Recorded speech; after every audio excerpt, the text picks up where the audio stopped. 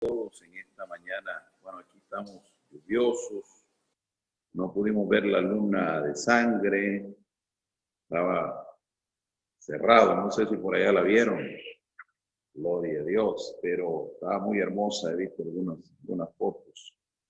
Vamos en este libro de Génesis. A mí me encanta el libro de Génesis por la riqueza que tiene, porque ahí está todo, desde cómo se inició todo y al final, pues, casi nos da una reseña de cómo terminará todo. El libro de Génesis es muy importante, ¿verdad?, para estudiarlo. Y hoy toca el capítulo 37, 38 y tal vez algo más. No sé si quede el tiempo para hacerlo. Y sin embargo, quiero adentrarme en este capítulo que tiene una verdadera riqueza, una riqueza bastante histórica al respecto de la familia de Jacob. En el capítulo 37 dice la escritura, tal vez no leamos todo el capítulo porque hay tanto. Habitó Jacob en la tierra donde habían morado sus padres, en la tierra de Canaán. Esta es la historia de la familia de Jacob. José, siendo de edad de 17 años, era un jovencito. Apacentaba las ovejas con sus hermanos y el joven estaba con los hijos de Bila y con los hijos de Silpa, mujer de su padre, e informaba José a su padre la mala fama de ellos. El verso 3 al verso 4 es bien interesante. Amaba Israel a José más que a todos sus hermanos porque lo había tenido en su vejez y le hizo una túnica de diversos colores, viendo sus hermanos que su padre lo amaba más que a todos sus hermanos, le aborrecieron y no podían hablarle pacíficamente. Quisiera detenerme aquí por un momento y preguntarnos de dónde surge el odio que los hermanos de José tienen hacia él, de dónde surge todo ese odio, ese malestar que los hermanos de José, esa animadversión que tienen los hermanos de José con él. Pues aquí hay dos factores. El primer factor que habla estos versos es que José le informaba al papá la mala fama a los hermanos. Había un problema ahí, ¿verdad? Podríamos decir que él era el que encargado de llevarle el chisme al papá y todas las malas cosas que sus hermanos hacían. José como que estaba siempre anotando todo lo que ellos hacían para írselo a comunicar a su papá. ¿Ya? Ese es uno de los factores que producían sus hermanos, el rechazo, el odio, porque cualquier cosa que ellos hacían, su papá se daba cuenta de todo lo que ellos andaban haciendo. Entonces eso no le gustaba, no encajaba. Dicen algunos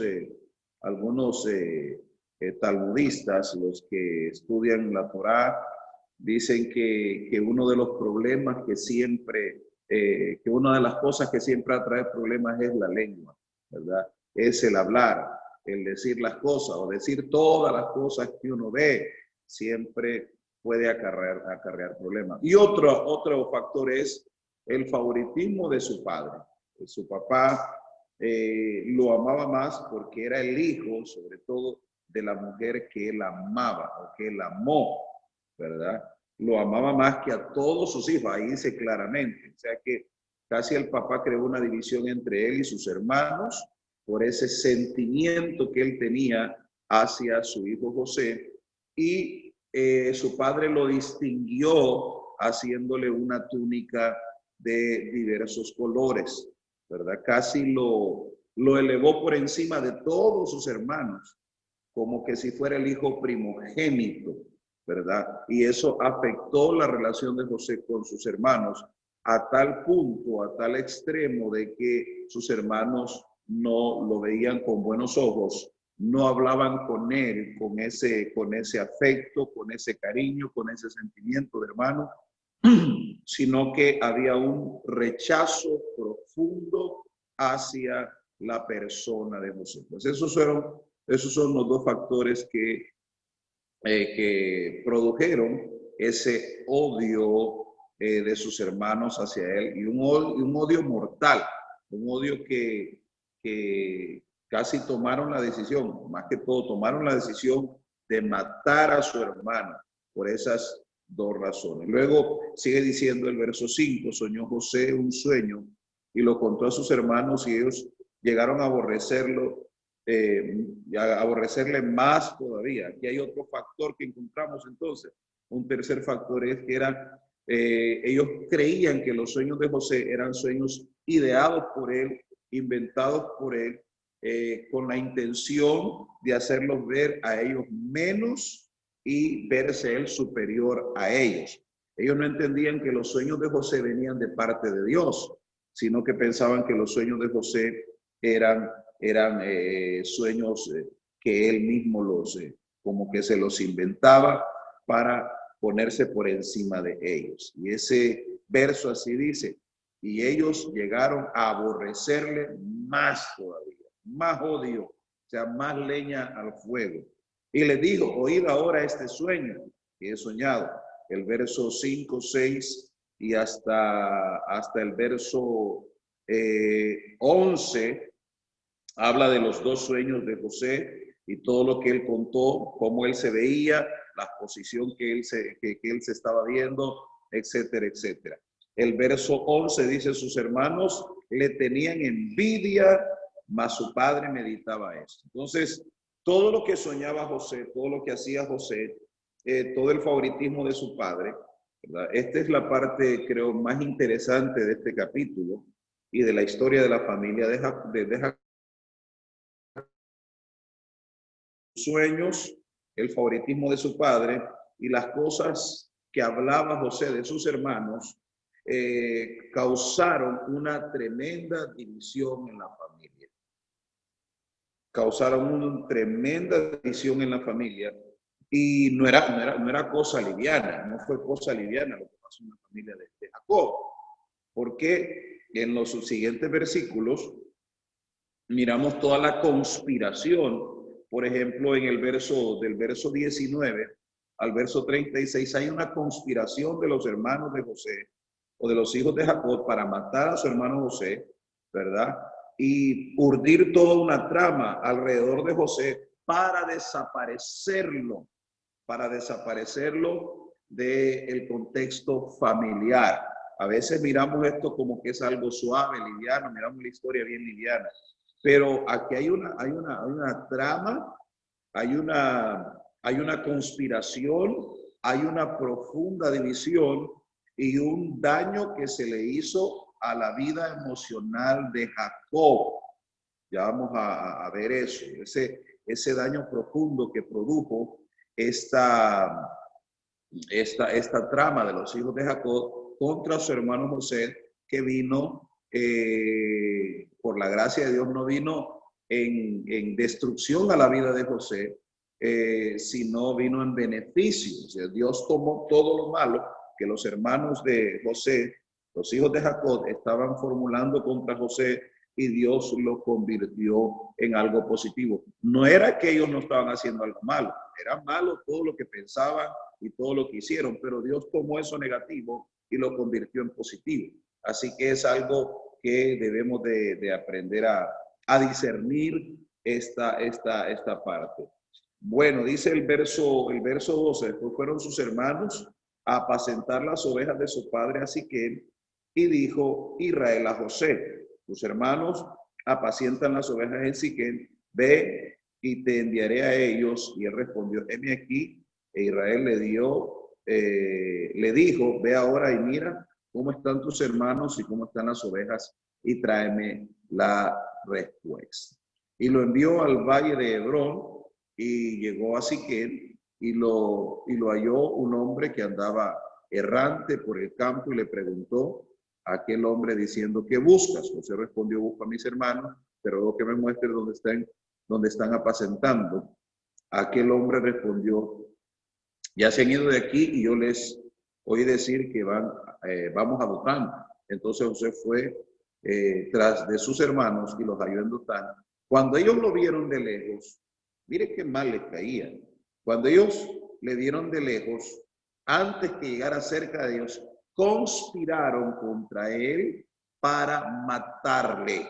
Conspiraron contra él para matarle. A este punto, la relación familiar y el núcleo familiar y el clan de Jacob estaba totalmente dividido por José, por todo lo que se movía alrededor de José. Por todo eso estaba dividida esa familia, dividido el clan, y conspiraron para matarla. Es tiempo de desaparecerlo. Dije, esta es la oportunidad de apartar a José de en medio, porque él quiere ser rey sobre nosotros, quiere gobernar sobre nosotros, es el favorito de nuestro padre, tiene unos sueños que él se está inventando, y luego le dice todo lo que nosotros hacemos, siempre está con la noticia con mi papá, y es el tiempo de desaparecerlo o quitarlo de en medio. Es el tiempo de deshacernos de este gran problema llamado José. Mire qué tremendo. Entonces, viene el soñador, lo miraron y le dijeron, el uno al otro, he aquí viene el soñador, ahora pues venid y matémosle y echémosle en una cisterna y diremos alguna mala bestia lo devoró, veremos qué será de su sueño. Esa era una complicación que ellos tenían, los sueños de José. Cuando Rubén oyó esto, lo libró de sus manos. Rubén, recuerden, Rubén es el primogénito de Jacob y sobre él iba a caer la responsabilidad de este muchacho. Entonces, al escuchar esto, él quiso librarlo. Dijo, no derraméis sangre, echarlo en la cisterna que está en el desierto, y no pongáis mano en él, por librarlo así de sus manos, para hacerlo volver a su padre. Él sabía que era un daño que se le iba a causar a su papá. Pero ellos estaban resueltos, matarlo, desaparecerlo. Sucedió pues que cuando llegó José, sus hermanos, ellos quitaron a José su túnica, mire, la distinción que había en él, de colores que tenía sobre sí, y le tomaron y le echaron en la cisterna, pero la cisterna estaba vacía y no había en ella agua. Y se sentaron a comer pan y alzaron los ojos y miraron aquí una compañía de ismaelitas que venía de Galaad, y sus camellos traían aromas, bálsamos y mirra, e iban a llevarlo a Egipto. Entonces Judá dijo a sus hermanos, ¿qué provecho hay que matemos a nuestro hermano y encubramos su muerte? Venid y vendámosles a los ismaelitas, y no sea nuestra mano sobre él, porque él es nuestro hermano, nuestra propia carne. Y sus hermanos convinieron con él. Y cuando pasaron los madianitas, mercaderes, sacaron ellos a José de la cisterna y le trajeron arriba y le vendieron a los ismaelitas por 20 piezas de plata, y llevaron a José a Egipto. Después Rubén volvió a la cisterna y no halló a José adentro, y se rasgó su vestido y volvió a sus hermanos y dijo, el joven no aparece. Y yo, ¿a dónde iré yo? Entonces tomaron ellos la túnica de José, degollaron un cabrito de las cabras y tiñeron la túnica con la sangre, y enviaron la túnica de colores y la trajeron a su padre y dijeron, esto hemos hallado, reconoce ahora si es la túnica de tu hijo o no. Y él la reconoció y dijo, la túnica de mi hijo es, alguna mala bestia lo devoró, José ha sido despedazado. Entonces Jacob rasgó sus vestidos y puso cilicio sobre sus lomos, y guardó luto de su hijo por muchos días. Este verso me inquieta. Y se levantaron todos sus hijos y todas sus hijas para consolarlo, mas él no quiso recibir consuelo, y dijo, descenderé enlutado a mi hijo hasta el Seol. Y lo lloró su padre. Mire qué tremenda maldad. O sea, todos convinieron, nadie va a decir nada, y vamos a hacer creer a nuestro padre que está muerto ya. Ahora, el punto aquí es que se repite, o aquí es como que la vida le pasa factura a Jacob, porque la medida por medida se le da. Él, su madre, él engañaron a su padre Isaac, y lo engañaron de una manera terrible, ¿no? Y aquí están pagándole casi con la misma moneda a los hijos de Jacob, a Jacob. Engañándole, mintiéndole de su hijo favorito. Imagínense que Isaac tenía su favorito, que era Esaú, y Jacob tenía su hijo favorito, que era José. Isaac quería bendecir a Esaú, que era su primogénito, ¿verdad? Pero proféticamente no era de él la primogenitura, y pasó a manos de Jacob, pero a través del engaño. Y aquí también Jacob miraba con beneplácito a José, y sus hermanos, ¿verdad? Planificaron cómo deshacerse de él y engañaron a su papá también, así como Jacob y su mamá engañaron a Isaac, su padre, por el favoritismo que había en la familia. Esto destruyó la familia, la dividió sobre todo, ¿verdad? Y cambió la vida de Jacob, la hizo un tanto amarga, porque era el hijo que más amaba. Y como era el hijo que más amaba, él lamentaba su pérdida y lo lloraba y lo lloraba.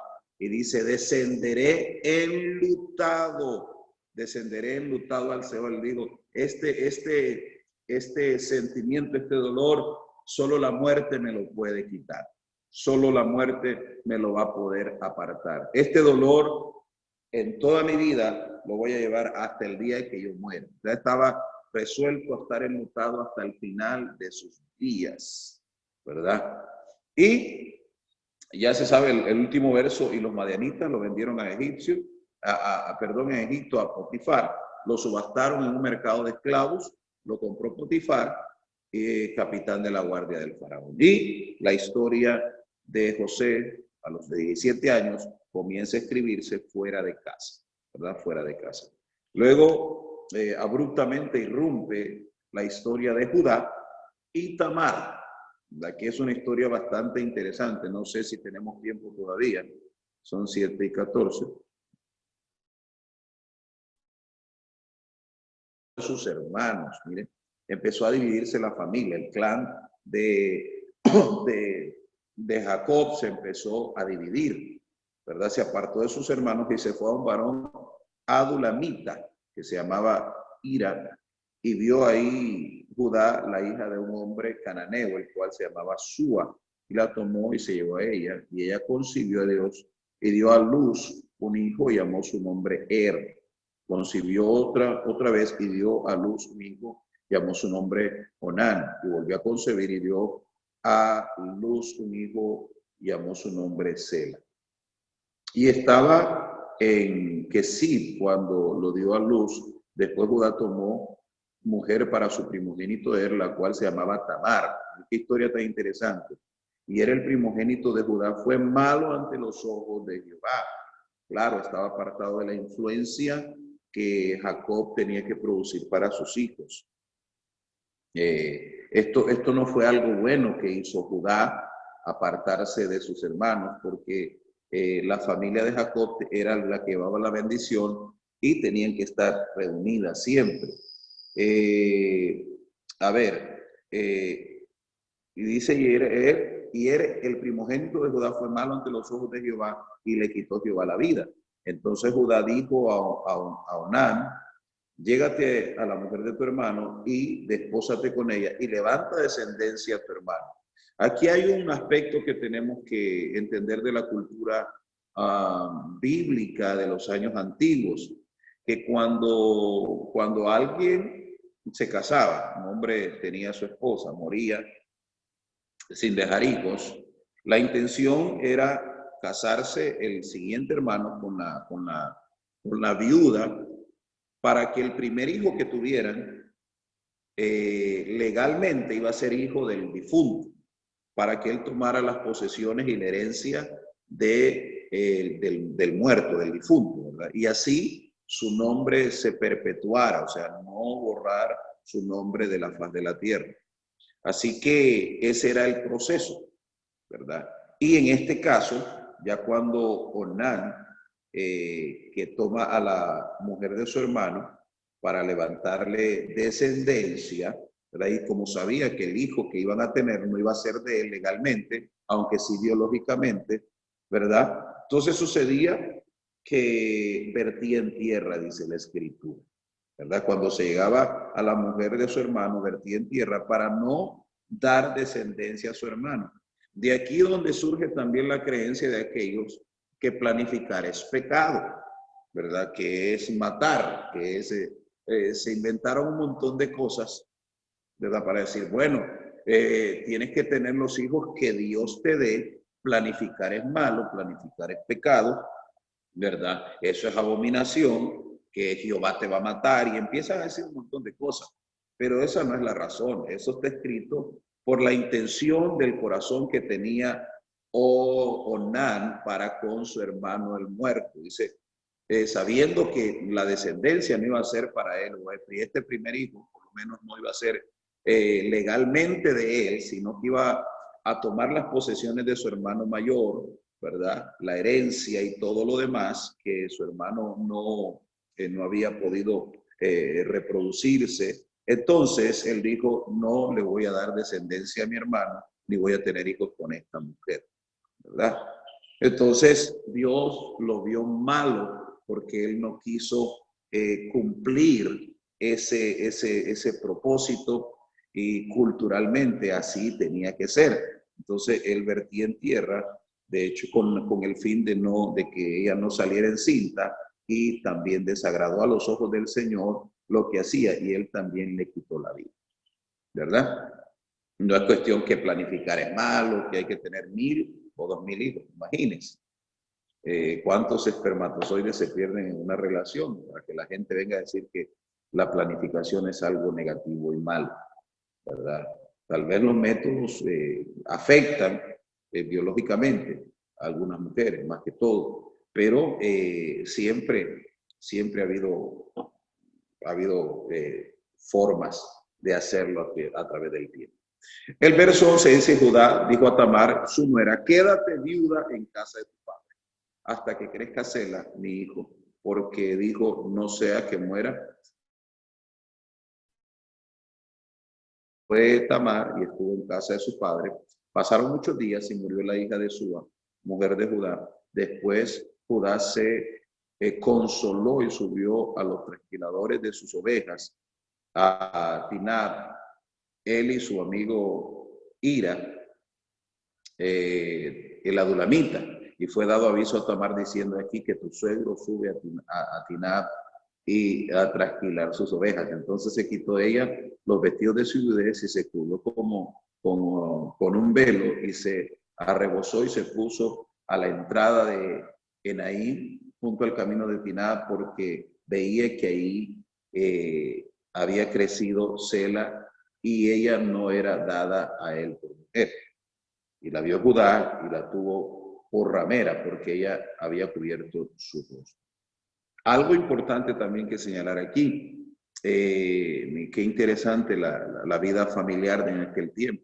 Una mujer que se casaba dentro de una familia, ¿verdad? Siguiendo este proceso, nunca iba a salir de esa familia, ¿verdad? Se iba a quedar ahí en esa familia. Entonces, imagínense, si hubiera tenido 7 hijos, ¿verdad? Y uno se murió, no dejó hijos, el otro se murió, no dejó hijos. Ella tenía que ir siendo esposa de cada uno de esos hijos hasta llegar al punto. Ese es lo que dijeron los saduceos. Le contaron un cuento al Señor de que una mujer, había una familia donde habían 7 hermanos y ella fue mujer casi de todos. ¿De quién iba a ser en la resurrección? Entonces ellos estaban pensando en otro tipo de cosas para agarrar al Señor. Pero esta era la razón, ¿verdad? Que en ese tipo de cultura de aquel tiempo, ella no salía de esa familia, sino que ahí mismo permanecía, ¿verdad? Hasta su deceso. Y esta era la razón. Bueno, y aquí ya Tamar está planificando cómo mantenerse siempre en esa familia, porque estaba como abandonada, ¿verdad? Ningún otro hombre se iba a hacer de ella. Y el muchacho que se le había prometido ya había crecido y no se había realizado el matrimonio. Entonces ella forjó un plan y el pobrecito de Judá estaba sin consuelo, la miró y le gustó, ¿verdad? Y él quiso pasar un buen rato con ella, y ella se embarazó de esa relación ilícita, ¿verdad? Él la vio por ramera, ¿verdad? Y se llegó a ella, hizo un pacto con ella, mire qué tremendo lo que hizo Judá, hizo un pacto con ella, ¿verdad? Le dejó, le quedó de pagar sus servicios. Mire cómo dice, se apartó del camino hacia ella, dice, y le digo, déjame ahora llegarme a ti, pues no sabía que era su nuera. Y ella le dijo, ¿qué me darás para llegarte a mí? O sea, ¿cuál va a ser el pago? Respondió, yo te enviaré del ganado un cabrito de las cabras. Y ella dijo, dame una prenda hasta que lo envíes. Entonces Judá dijo, ¿qué prenda te daré? Ella respondió, tu sello, tu cordón y tu báculo que tienes en tu mano. Lo comprometió hasta la médula. Le dio su sello, su firma. Quiero que me firmes como este documento. Fue una relación casi legal. Me vas a firmar este documento, me vas a dar tu cordón y tu báculo. El báculo lo usan los reyes. Le quitó casi todo por un gustazo que él se dio. Le quitó casi todo. ¿Ah? Dame el sello, dame el cordón y dame el báculo, ¿verdad? De la única manera que me puedo llegar a ti, o te puede llegar a mí, es que me des todo eso. Y él, ni corto ni perezoso, le dio todo eso, se llevó a ella y ella queda encinta, ¿verdad? Pero ella ahora dice, ella sabía que si se rumoraba su embarazo, ella era un reo de muerte. Entonces, ella tenía las pruebas de quién era el hombre que la había embarazado. En todo caso, los dos tenían que ser apedreados, ¿verdad? Mire hasta dónde comprometió Judá, ¿verdad? Yo tengo un mensaje por ahí que no prostituyas tu alabanza, porque Judá significa alabanza, ¿verdad? Y uno no puede comprometer lo que Dios nos ha dado. Y él sí lo comprometió, como que si no había mujer más en el mundo. Y encontró con su nuera, la vio disfrazada y se metió con ella, le embarazó y él levantó la descendencia que sus hijos no pudieron levantar. Mire qué tremendo. Bueno, para cerrar, le pidió esas prendas por la oferta que le había hecho Judá. El verso 19, el verso 18 dice, entonces Judá dijo que prendan, bueno, ella le dio el báculo y ella concibió de él, dice. Luego se levantó y se fue y se quitó el velo sobre sí y se vistió las ropas de su viudez. Y Judá envió el cabrito de las cabras, él pagó, esto sí, pagó, pero no la encontró, por medio de su amigo, el adulamita, para que, permítame, está llorando la chilindrina por aquí. El adulamita, ¿a dónde me perdió este número? El verso 20. Judá envió el cabrito por medio de su amigo el adulamita para que éste recibiera la prenda de la mujer, pero no la halló. Y preguntó a los hombres de aquel lugar diciendo, ¿dónde está la ramera de Enaim junto al camino? Y ellos le dijeron, no ha estado aquí ramera alguna. Entonces él se volvió a Judá y dijo, no la he hallado. Y también los hombres del lugar dijeron, aquí no ha estado ramera. Y Judá dijo, tómenselo para sí, para que no sea menospreciado. Y aquí yo he enviado este cabrito y tú no la hallaste. Sucedió que al cabo de unos 3 meses fue dado aviso a Judá diciendo, Tamar, tu nuera, ha fornicado y ciertamente está encinta a causa de las fornicaciones. Y Judá dijo, sacarla y que sea quemada. Es fácil, ¿no? Quémenla. Pues había que quemarla junto a él. Pero ella cuando la sacaban, o sea, ya iba lista. Le iban a quemar a ella y iban a quemar a lo que había en su vientre. No había misericordia ahí. Pero ella cuando la sacaban envió a decir a su suegro, del varón cuyas son estas prendas, estas cosas, estoy encinta. También dijo, mira ahora de quién son estas cosas, el sello, el cordón y el báculo. Wow. Entonces Judá la reconoció y dijo, más justa es ella que yo, por cuanto no la he dado a Sela mi hijo, nunca más, y nunca más dice, la conoció. Él reconoció que era un error, ¿verdad? Que él era el que había fallado, pero ella iba a pagar las consecuencias. Ahora, ella fue muy astuta. Tuvo una astucia increíble. Lo amarró, lo manió bien. O sea, agarró bien al chanchito. Lo apretó y está más. Y el día que él pegue un salto, pues no va a pasar de este tamaño. Y cuando él quiso reaccionar, ella estaba bien amarrada, ¿verdad? Mire qué interés, qué astucia, ¿no? Felicito a esa señora que supo hacerla.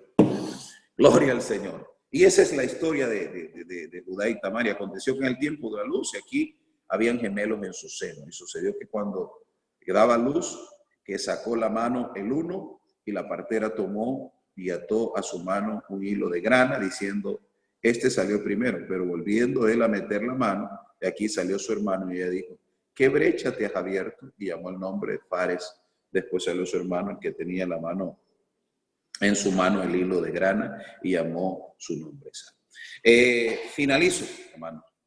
Gracias por el tiempo. Pero, mire, a veces creemos que la historia se escribe con letras doradas y todo es bonito, ¿no? Es una historia, pero la historia bíblica está llena de accidentes, de problemas, y Dios nunca ha detenido sus planes y sus proyectos por eso. ¿Ya? Nunca ha detenido sus planes. Con la familia de Jacob, era una familia con conflictos, y Dios siguió sus planes y sus proyectos a través de esa familia. Esto no indica familias perfectas, no creo que haya.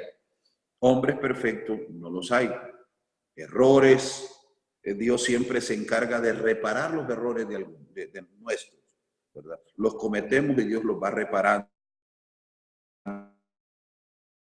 nosotros, pero Dios siempre repara las cosas. Y esto sucedió con la familia de Jacob. Dios les bendiga. La paz del Señor Jesús esté en cada uno de nosotros. Buenos días. Gracias, mi hermano. Dios me le bendiga. Gloria al Señor.